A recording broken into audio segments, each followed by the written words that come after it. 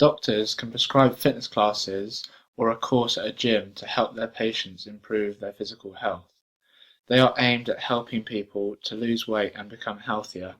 The exercise program needs to be tailored so they don't get injured, so they are designed by rehabilitation specialists.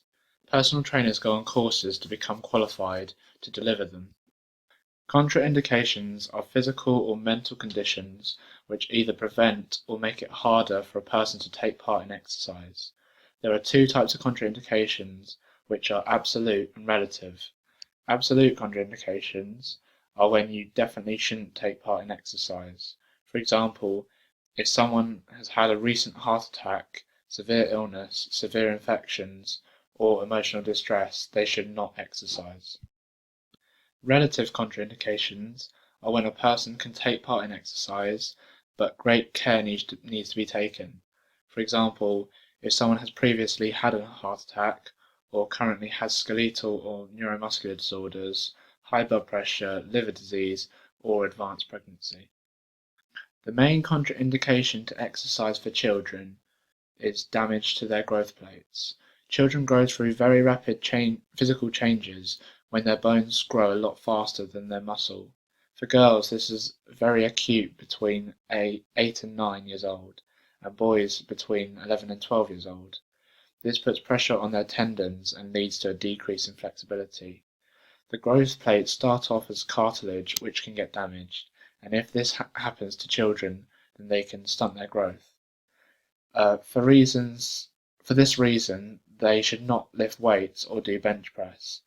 This is why children are not allowed to go into gyms. They can do running, but the maximum distance is between 6 and 10 miles. Boys should not take part in any marathons until they are 21 or older, because they have finished growing by then. Here is a detailed list of absolute and relative contraindications for the elderly. One example of an absolute contraindication is ongoing or unstable angina. Angina is where the heart does not get enough oxygen-rich blood. This can be a problem for exercise because the heart needs oxygen to supply to the working muscles. Another absolute contraindication is endocarditis, which is when the inner lining of the heart becomes infected. People who have this disease are at risk of heart failure. When the elderly are exercising, they are putting additional stress on their heart, which increases their risk of heart failure. A relative contraindication for the elderly would be if the person had recently had a stroke. This can put stress on their heart, which could lead to another stroke. If an elderly person suffers from anemia, then they should be careful when they exercise. They are likely to fatigue more quickly or feel tired because there's a deficiency of red blood cells or of hemoglobin in the blood. There will be many different fitness levels in elderly people. An exercise program for the elderly should include aerobic, strength, and flexibility training. The duration for aerobic exercise should be similar to what young adults are doing, but the intensity should be reduced. They should be comfortably able to hold a conversation. The intensity they should be working at is between 4 and 6 out of 10. Some elderly people will need to increase their strength before they begin aerobic exercise. Aerobic exercises includes walking, cycling, swimming, or running. Strength training will improve muscular strength, which will make elderly people more steady on their feet and less likely to fall, which is one of the main things that leads to hospitalization in the elderly. If they are beginners, then they should start by lifting very light weights such as 1 or 2 kg or use resistance bands. Once they've got used to this, then they can progress on and gradually increase the weight. Flexibility will help their aerobic ability and strength because they can get full range of motion. They should stretch each muscle group once a day if possible, but it's good to do it after exercise because the muscles are warm and pliable. Exercise can help people lose weight, but it is less effective than a diet. However, exercise has health benefits for obese people, including the risk of type 2 diabetes. Obese people should aim to exercise 5 days a week for for 45 to 60 minutes. They should do moderate to vigorous exercise,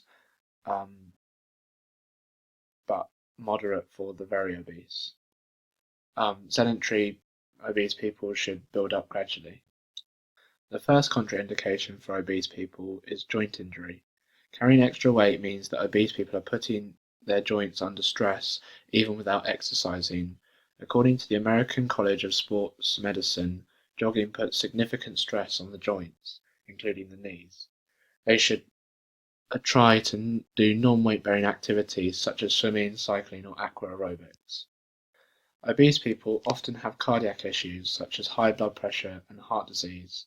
Doctors often recommend that people with heart problems exercise because exercise promotes weight loss, which helps lower blood pressure, improves blood flow, and helps to strengthen the heart muscle. Obese people should try to avoid doing intense exercise because blood pressure can spike, which can be dangerous for them. Another contraindication is respiratory problems. Obese people often feel short of breath even after short amounts of physical exertion. This is because their chest wall is heavier than a normal person, making it harder for their lungs to fully expand. The American College of Sports Medicine explains that obese people have more difficulty regulating their body temperature than non-obese people, which makes them more susceptible to heat exhaustion. To prevent heat exhaustion, obese people should not exercise in hot weather, and they should wear light clothing and drink lots of water.